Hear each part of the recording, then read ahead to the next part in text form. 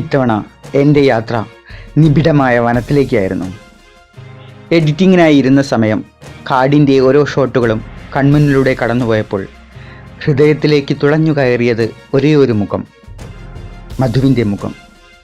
നിഷ്കളങ്കമായ കണ്ണുകൾ മനസ്സിൽ നിന്നും മായ്ച്ചെടുക്കാൻ അത്ര എളുപ്പമല്ല. ദിവസങ്ങളോളം പട്ടിണി കിടന്ന് വിശന്നു വലഞ്ഞപ്പോൾ സഹികെട്ട് ഭക്ഷണ സാധനങ്ങൾ മോഷ്ടിച്ചതിന് ഒരു കൂട്ടം നാട്ടുമൃഗങ്ങളുടെ മർദ്ദനത്തിനിരയായി കൊല്ലപ്പെട്ട 27കാരനായ കാടിൻ്റെ മകൻ. എന്തിനു വേണ്ടി മധു കൊല്ലപ്പെട്ടു? ആൾക്കൂട്ടത്തിൻ്റെ മനഃശാസ്ത്രം. ഏതു തെറ്റായ കാര്യം പോലും ഭൂരിപക്ഷം സപ്പോർട്ട് ചെയ്യുമ്പോൾ ആൾക്കൂട്ടത്തിനത് ശരിയായി മാറുന്നു. ആളുകൾക്ക് നന്മ കാണാൻ ഇഷ്ടമാണ്, നന്മയെക്കുറിച്ച് കേൾക്കാൻ ഇഷ്ടമാണ്, നന്മയെക്കുറിച്ച് വാതോരാതെ സംസാരിക്കാനും പോസ്റ്റുകൾ ഇടാനും ഇഷ്ടമാണ്. എന്നാൽ നന്മ ചെയ്യാൻ മാത്രം മടിയാണ്. ഭൂരിഭാഗവും നന്മയെ പ്രവൃത്തിയിൽ കൊണ്ടുവരാൻ ശ്രമിക്കാത്തവരാണ്. നമുക്ക് ചെയ്യാവുന്നത് ജീവിതത്തിൽ കൊച്ചു കൊച്ചു നന്മകൾ ചെയ്ത് ശീലിക്കുക എന്നുള്ളതാണ്. അപ്പോൾ അതൊരു ശീലമായിക്കൊള്ളും.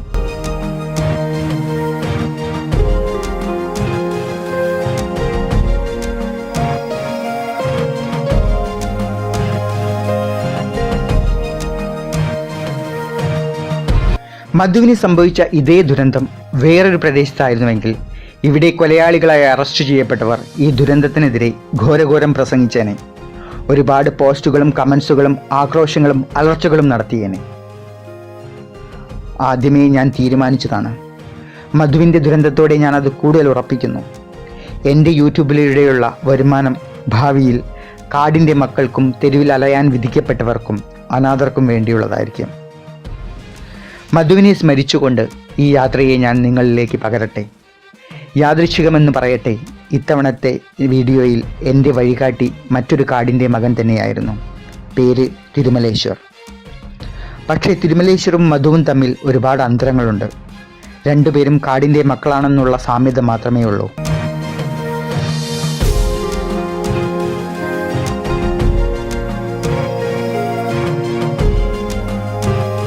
മധുവിൻ്റെ സ്കൂൾ വിദ്യാഭ്യാസം വെറും 7ാം ക്ലാസ് വരെയായിരുന്നെങ്കിൽ തിരുമലേശ്വർ നഗരത്തിലെ സ്കൂളിൽ 10ാം ക്ലാസ്സിൽ പഠിക്കുന്നു. മധുവിന് മലയാളം ഭാഷ പോലും കൃത്യമായി പറയാൻ അറിയില്ലെങ്കിൽ തിരുമലേശ്വർ കന്നഡയും ഹിന്ദിയും കുഴപ്പമില്ലാതെ സംസാരിക്കാൻ അറിയുന്നവനാണ്. പരിഷ്കൃത സമൂഹത്തിൻ്റെ സുഖസൗകര്യങ്ങൾ അറിഞ്ഞുകൊണ്ട് തന്നെ നന്നായി ജീവിക്കുന്ന പരിഷ്കൃതനായ കാടിൻ്റെ മകൻ. അതാണ് തിരുമലേശ്വർ. ഗോകർണം വീഡിയോ ചെയ്ത അടുത്ത ദിനം യാനയിലേക്ക് പോകണമെന്നാണ് തീരുമാനിച്ചത്. അങ്ങനെ ഗോകർണത്തിൽ നിന്നും കുംട്ടയിലേക്ക് ബസ് കയറി. ഏകദേശം 1 മണിക്കൂറിനുള്ളിൽ കുംട്ടയിൽ എത്തിച്ചേർന്നു. കുംട്ടയിൽ ബസ് സ്റ്റാൻഡിന് എതിർവശത്തുള്ള ലോഡ്ജിലാണ് മുറിയെടുത്തത്. കുംട്ടയിൽ നിന്നും യാനയിലേക്ക് ഒരു ദിവസം ആകെ 3 ബസ് ട്രിപ്പാണുള്ളത്. തലേ ദിവസം ബസ് സ്റ്റാൻഡിൽ ചെന്ന് അന്വേഷിച്ച് ഉറപ്പാക്കി. യാനയിലേക്കുള്ള ആദ്യത്തെ ബസ് ട്രിപ്പ് രാവിലെ 7:30-ക്കാണ്. പിന്നീട് ഉച്ചയ്ക്ക് 12:30-ക്കും വൈകിട്ട് 3:30-ക്കുമാണ്. അതേസമയം യാനയിൽ നിന്നും പുറപ്പെടുന്ന ആദ്യ ട്രിപ്പിന് കുംട്ടയിൽ നിന്നും പുറപ്പെടുന്ന ബസ് എത്തി തിരിച്ചു വരണം.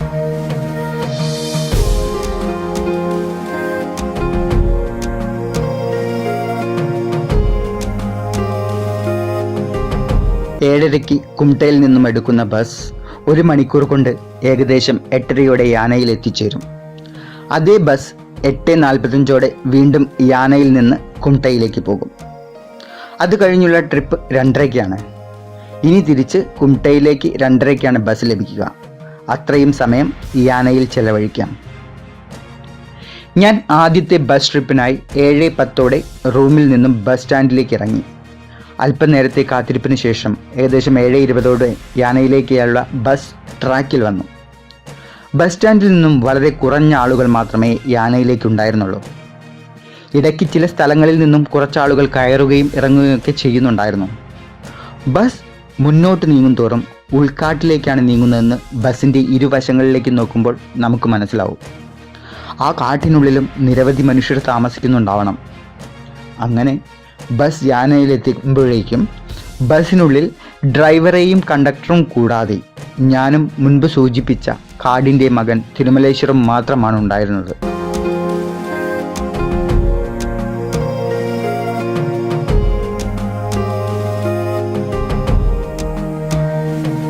യാനയിലെത്തുമ്പോഴേക്കും ഡ്രൈവറും കണ്ടക്ടറുമായി നല്ല സൗഹൃദത്തിലായി.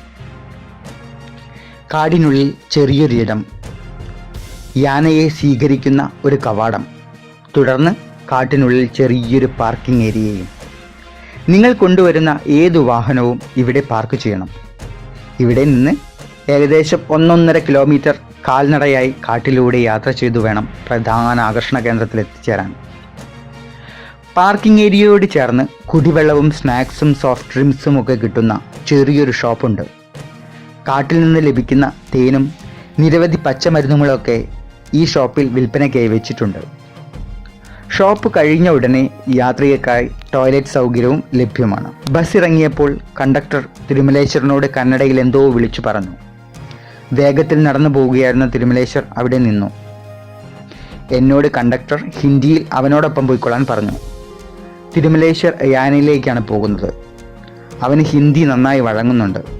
സംസാരിച്ചുകൊണ്ട് ഞങ്ങൾ വിജനമായ വഴിയിലൂടെ നടന്നു നീങ്ങി.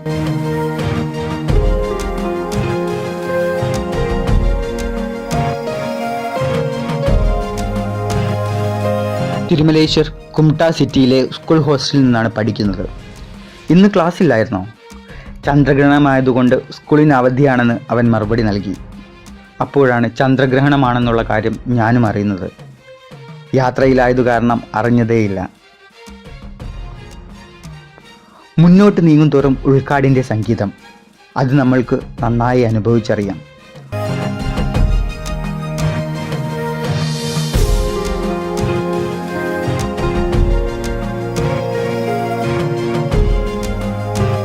വല്ല മൃഗങ്ങളെയും ഇവിടെ കണ്ടിട്ടുണ്ടോ? നിരവധി തവണ ചീറ്റപ്പുലികളെ കണ്ടിട്ടുണ്ട്. പക്ഷേ ആരെയും ഉപദ്രവിച്ചതായി കേട്ടിട്ടില്ല. പിന്നെ രാജവെമ്പാലകളുടെ വിഹാര കേന്ദ്രമാണ് ഈ കാട്. അവൻ്റെ വാക്കുകൾ കേട്ടപ്പോൾ ചുറ്റിലും പരതി. എന്തിനെങ്കിലും ക്യാമറയിൽ പകർത്താൻ അവസരം ലഭിക്കുമോ എന്ന ഉദ്ദേശത്തോടെ. കുറച്ച് കാട്ടുകോഴികളെ കണ്ടു.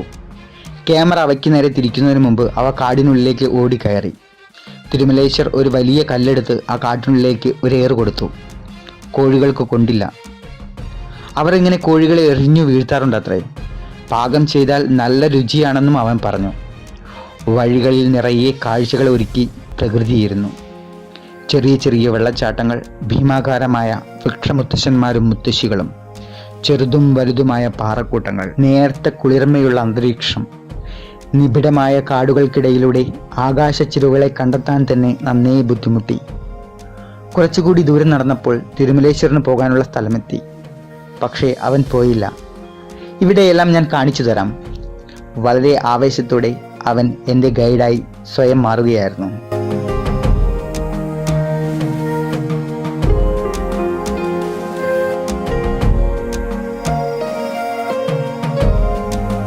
ഒരു ചെറിയ ക്ഷേത്രത്തിന് സമീപമെത്തി.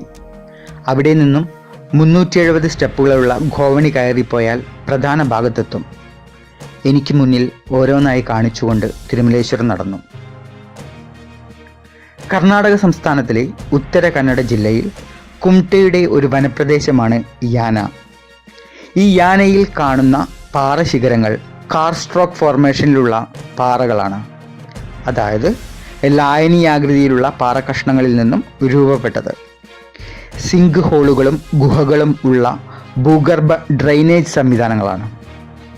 ഇവ പശ്ചിമഘട്ടത്തിലെ സഹ്യാദ്രി മലനിരകളിൽ സ്ഥിതി ചെയ്യുന്നു.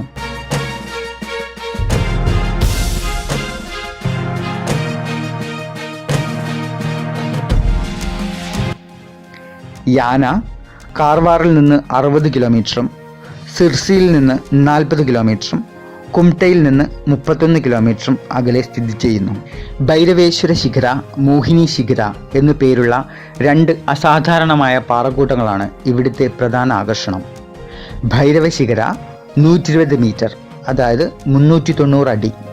മോഹിനി ശിഖര 90 മീറ്റർ, അതായത് 300 അടി ഉയരമുണ്ട്. ഭൈരവ ശിഖരത്തിന് താഴെയായി ഒരു ഗുഹാക്ഷേത്രമുണ്ട്.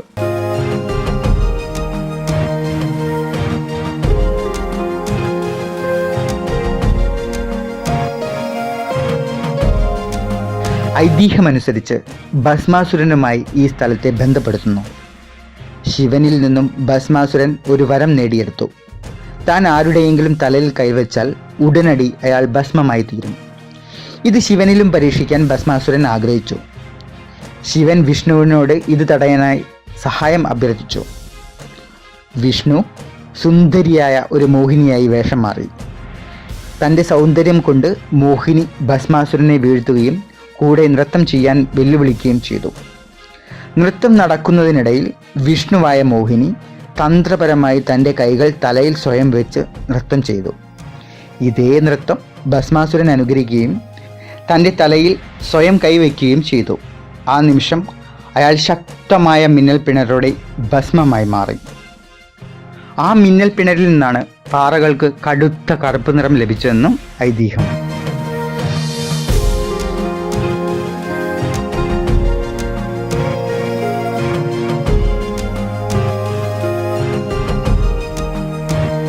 ഭൈരവശിഖരയ്ക്ക് താഴെയുള്ള ക്ഷേത്രത്തിൽ പ്രവേശിക്കണമെന്നുള്ളവർക്ക് അങ്ങനെയും അല്ലാത്തവർക്ക് ക്ഷേത്രത്തിലേക്ക് പ്രവേശിക്കാതെയും ഭൈരവശിഖരയിൽ കയറാം. ഭൈരവശിഖരയിൽ നിന്ന് തിരിച്ചു വരുമ്പോൾ തിരുമലേശ്വർ എന്നോട് വിട പറഞ്ഞു അയാളുടെ വീട്ടിലേക്കുള്ള വഴിയിൽ പ്രവേശിച്ചു. അപ്പോഴേക്കും കൂടുതൽ ടൂറിസ്റ്റുകൾ യാനയിലേക്ക് വന്നുകൊണ്ടിരുന്നു.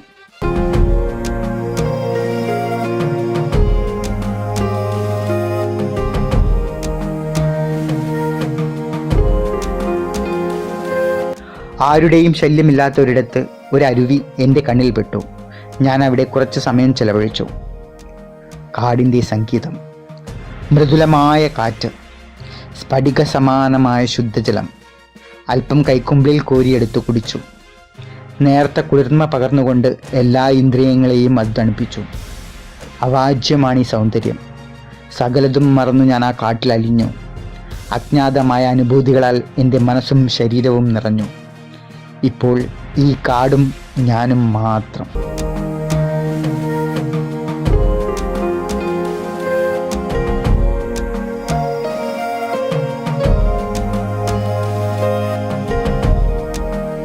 തിരികെ കാട്ടിലൂടെ തനിച്ചു നടന്നു. യാനയിലേക്ക് ഈ വഴിയിലൂടെ നടന്നു വരുമ്പോൾ തിരുമലേശ്വർ ഉണ്ടായിരുന്നു. പക്ഷേ ഇപ്പോൾ ഈ കാട്ടിലൂടെ തനിച്ച് ആസ്വദിച്ച് നടക്കാൻ തന്നെയാണ് എനിക്കിഷ്ടം. പാർക്കിംഗ് ഏരിയയ്ക്ക് സമീപമുള്ള കടയിൽ 2 പേർ ഉണ്ടായിരുന്നു. പുറത്തിട്ട കസേരയിലിരുന്നു. അവിടെ തന്നെ പ്രത്യേകമായി ഉണ്ടാക്കിയ കോക ജ്യൂസ് കഴിച്ചു. കുറച്ചു നേരം പിന്നിട്ടപ്പോൾ ഒരു ടൂറിസ്റ്റ് ബസ് വന്നു. ഒരു ഫാമിലി ട്രിപ്പായിരുന്നു. എല്ലാവരും ബഹളം വെച്ചുകൊണ്ട് യാനയിലേക്ക് നടന്നു. ആ ടൂറിസ്റ്റ് ബസ്സിൻ്റെ ഡ്രൈവറും ഒരാളും കൂടി സമീപത്ത് വന്നിരുന്നു. പരിചയപ്പെട്ടു. കർണാടകയിലെ തുംകൂറിൽ നിന്നുള്ള സംഘമായിരുന്നു. കുറേ നേരം സംസാരിച്ചു. എൻ്റെ യാത്രകളെക്കുറിച്ച് കൂടുതൽ അന്വേഷിച്ചു. ഇനി എൻ്റെ ബസ് എത്തിച്ചേരണമെങ്കിൽ ഉച്ച 2 മണിയാകും. ഇനിയും 3 മണിക്കൂറോളമുണ്ട്. എന്നെ ആശ്ചര്യപ്പെടുത്തിക്കൊണ്ട് ഡ്രൈവറുടെ കൂടെ ഉണ്ടായിരുന്ന ആൾ എനിക്ക് ഭക്ഷണവുമായി വന്നു. സത്യത്തിൽ കോക ജ്യൂസ് അല്ലാതെ മറ്റൊന്നും തന്നെ ഞാൻ കഴിച്ചിട്ടുണ്ടായിരുന്നില്ല.